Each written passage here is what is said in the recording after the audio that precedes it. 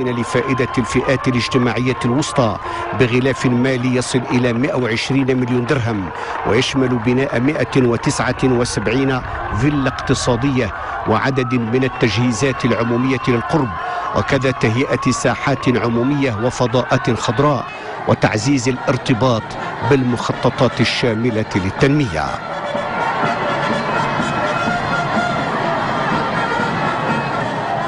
هي برامج سكنية في وجدة من ضمن مشاريع كبرى للتأهيل والتجديد والتطور الحضري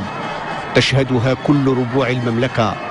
اعتبارا لما للسكن من أهمية في التصورات والرؤية الملكية السامية التي تستند على مرتكزات أساسية قوامها القطاعات ذات البعد الاجتماعي والمجالات المرتبطة بالعنصر البشري. ويقطع جلالة الملك بنا المرحلة تلو الأخرى في مسيرات تجعل كرامة المواطن الهدف الأول، وتمثل الأوراش المنجزة في وجدة والمشاريع السكنية القائمة أو التي هي في طريق الإنجاز، خاصة برامج السكن الاجتماعي من فئة 140 ألف درهم، تمثل دعامة قوية في مسلسل التأهيل الحضري والتنمية العمرانية التي يرعاها جلالة الملك، يرعاها حفظه الله بتقوية الخدمات الأساسية، بتطوير المرافق والهياكل،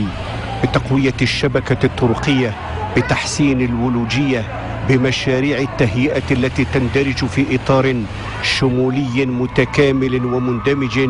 ينخرط فيه الجميع.